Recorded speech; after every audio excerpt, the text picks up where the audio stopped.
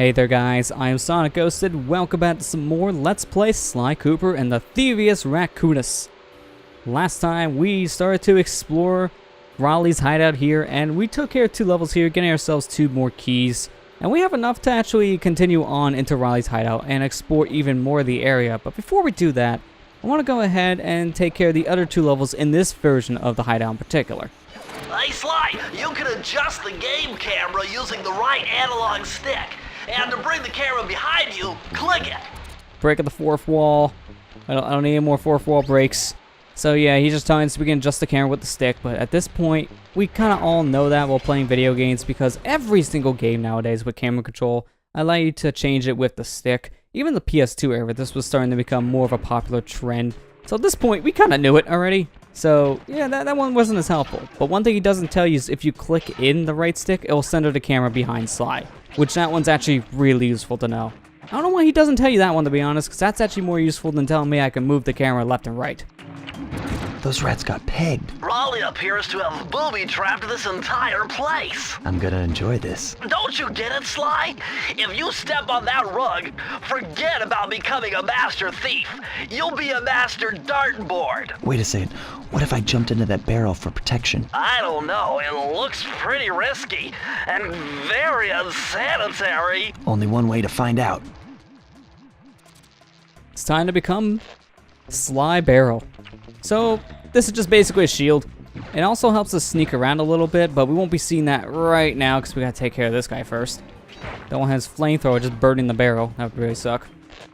But here we gotta wait for the elevator to go down, or you know, we just walk off the edge and be safe. Because that makes sense. So right here is one of the examples I can actually be sneaky with the barrel. So far, so good. I bet if you stayed still inside the barrel, the guard won't be able to see you, even if he shines his flashlight on you. What? Wait, hang on a second.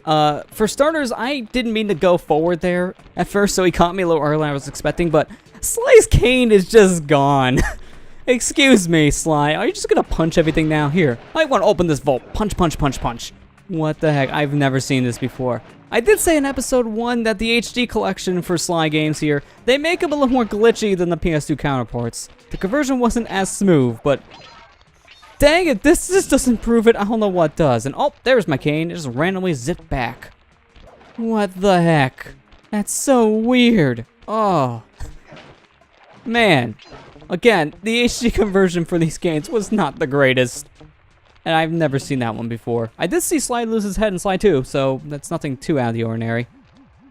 But yeah, this is what the binocular can really do. Even around clues, not that helpful. Like, if there is a clue nearby, it'll shine green, so you can kind of see one, but that's honestly not enough. You can kind of see it in the distance with your camera anyway, so the binocular kind of upgrade, it's nice. I just don't really see myself using it all too much, to be honest. Oh, I just can't get over that invisible cane. What the heck? I've never seen anything like that happen in this game before. I see more glitches happen in Sly 2 and 3 than Sly 1. So that is real interesting to watch. It just really doesn't make any sense. But hey, some hand-to-hand combat with Sly is a nice touch.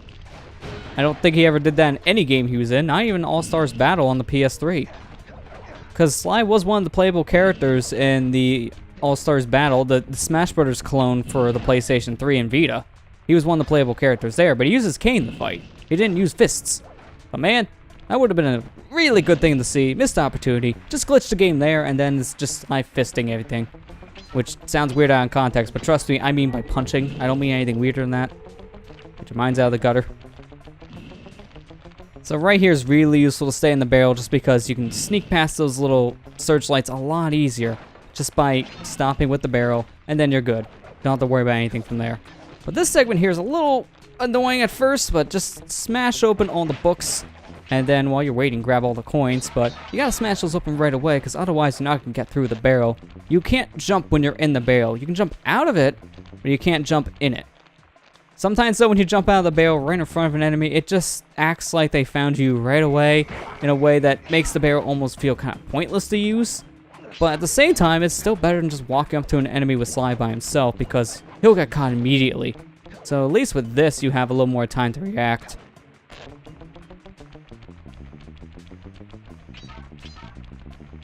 But here I want to go ahead and push this bookcase a little bit, and there's a safe behind it, so Get ourselves some more clues.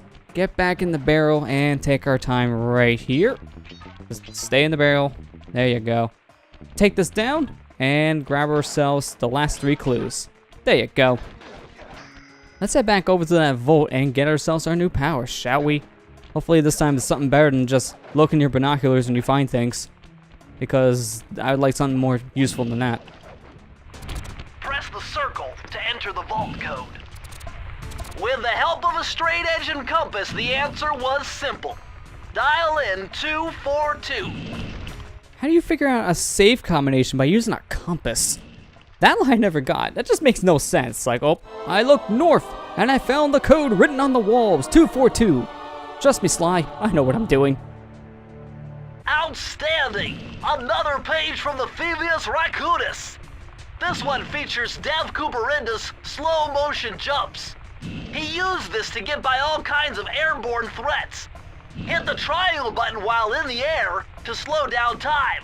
So now we have the master of time himself, Sly Cooper, and the slowdown of time.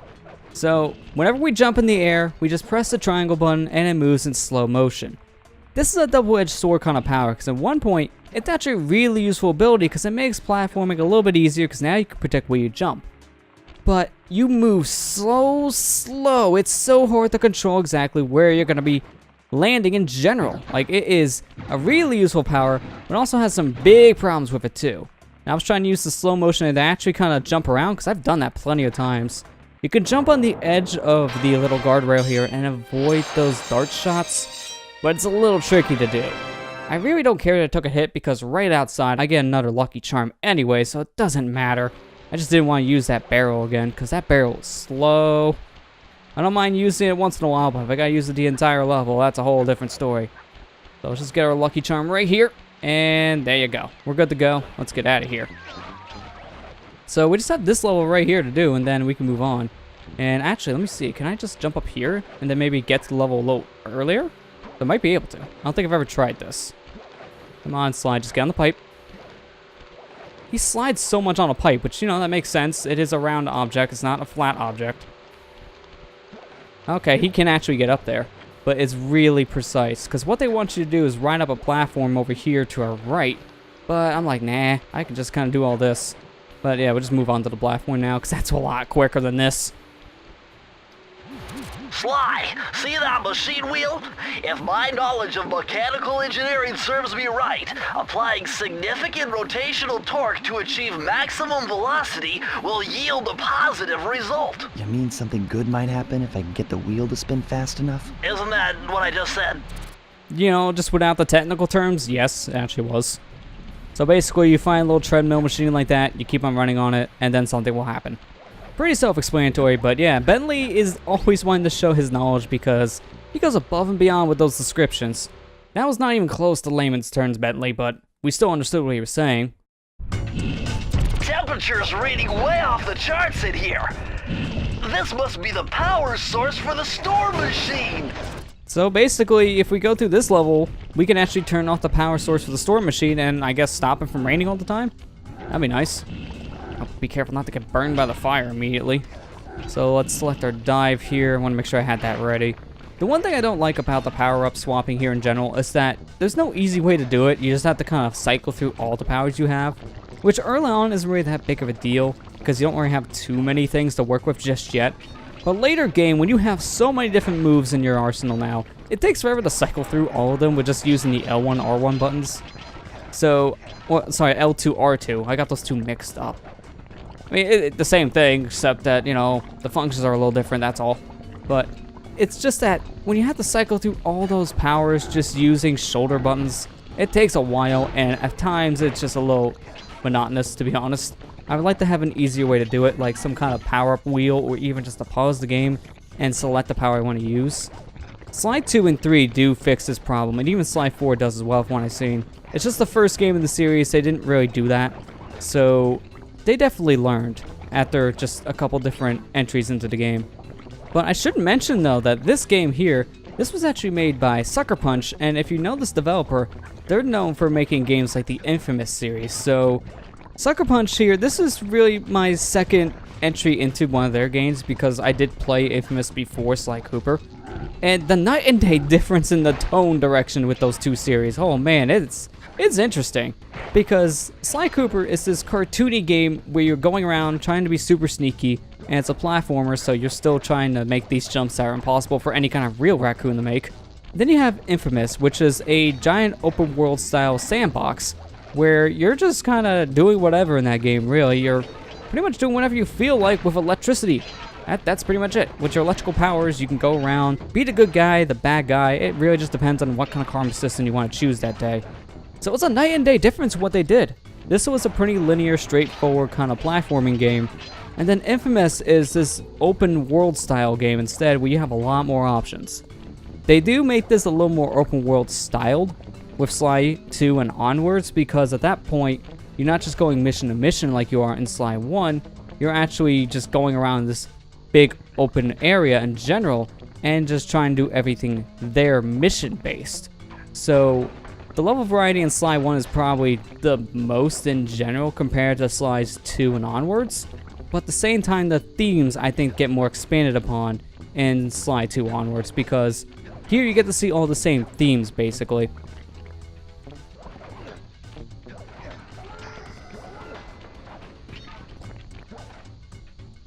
But at this point, we can go all the way back here to the very beginning of the level to grab our vault code, but honestly, I don't want to go all the way back to the beginning, so we're just going to go ahead and take our key and just get out of here. What? Wait, hang on a second, it ate my lucky charm! Okay, so I was trying to do the same stupid thing I did back in one of the previous levels to fly in the air, but for some reason, it didn't work this time, ate a lucky charm and said, yeah, you're fine. Why? I don't get that. That's weird. So there, we got our key. I want to go ahead and grab a lucky charm before we make it back into that level. Now, we could just try to jump all the way back up there using that same little trick I tried earlier, or we just ride the platform back up and go to the door. But if I press the select button here, we got a world map. And we can actually select whatever mission that we want, including going back to the van and leave this world entirely. So I'm actually going to go ahead and select the level we just came out of, which is, I believe, yep, this one, the fire down below. And now we'll warp straight back into the level. And for our sake, this is really convenient because the vault is right here in the very beginning, so that works out. Just delete the level and come back. Press the circle to enter the vault code. I'm unbeatable! No code can stand before me! It's got to be 579! Alright, let's put that in, 579. I always like codes that have, like, higher or lower numbers, like 7, 9, 1, stuff like that, because it's way easier to enter, just a lot quicker. 1, 2 presses, and we're there. Interesting! Chris Cooper's dive collection technique. This move is an extension of the dive move you already know. Just jump and hit the triangle button near breakable objects for some fast braking, fast collecting action.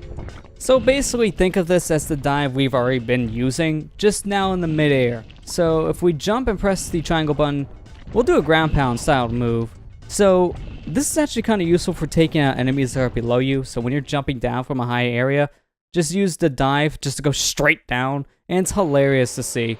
It's not something I'll always use. I actually use the normal dive more than this dive, but having some kind of a ground pound is nice to have in general in this game. But there we go, we have at least 3 keys, so we can go ahead and unlock this gate and take out this generator here to turn off the electricity.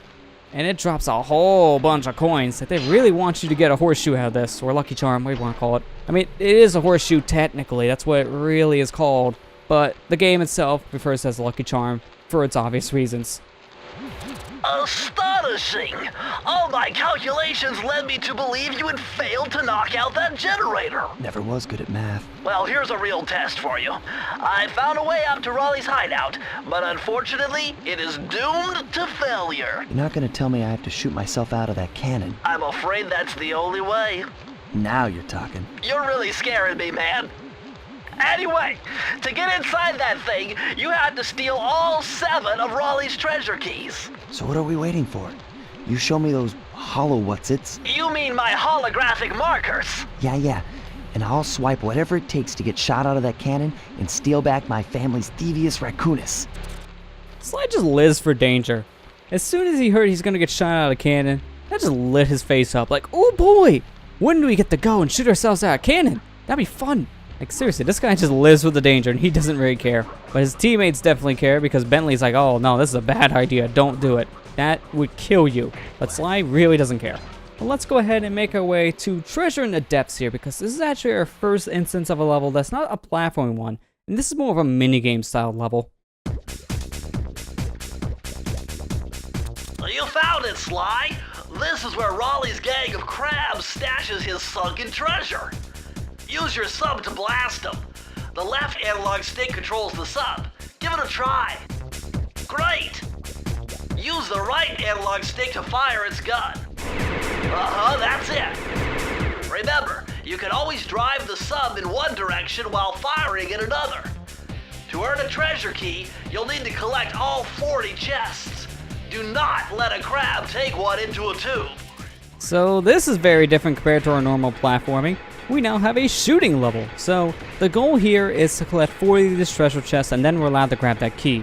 If a single chest goes back into one of these holes where the crabs are coming out of, then you have to do all this all over again. So it's very punishing. One little mistake and that will cause you to lose the entire mission. These missions are kind of weird, to be honest, because we have plenty of missions like this throughout the game. They're not going to be all shooting games like this, but missions in general that you're just doing something different than platforming to get your key. And in these kind of missions, there are no clues whatsoever, so you don't get any powers from this mission. All you're doing here is just playing it. So at this point, we already have at least half of the treasure chest, and at that point, these crabs are going to come out a lot quicker and start homing into these chests a lot more too, because there's going to be more coming for just one chest. 3 crabs could be coming to one of these chests at once, so you're going to be moving around a lot here. Hey, no. How the heck did that not count? I'm legit surprised. Oh, come on, don't. He got in. So I saved the one, and then the other one's like, nah. Okay. I'm legit confused. Once you get past the 20 mark with these chests, these crabs definitely get ruthless. Like, they start coming real quick, and they just want you to fail. They really do at this point, so be paying attention to every single crab. Not the treasure chest, just the crabs. Because if you can take out one of the crabs and then grab the chest afterwards, that's how you're going to be getting your points for a while here. And once they start sending out like 5 to 6 crabs at once with 10 treasure chests on the screen like this, it gets a little ridiculous. And holy crap, there's a lot of crabs. That over-exaggeration might not become an over-exaggeration soon. And no, you don't. Get this last chest, and there, we're done. Congratulations, you did Give me my key. I want to leave. Key. Please. Thank you. You don't even see the key actually go into the submarine. It just kind of happens. It's a little weird. But there, we're done with Treasure in the Depths, and at that point, the gameplay style can actually be kind of difficult for your first time, so don't be too surprised if you failed a couple times. It just takes a little bit to learn how that game in particular works. But now with that done, we actually have 6 keys, and we only need 1 more to open up that cannon. So, next time on Let's Play Sly Cooper and the Thievius Raccoonus, we'll get our last key here in Raleigh's hideout and get into that cannon to confront Raleigh himself. I'll see you guys next time.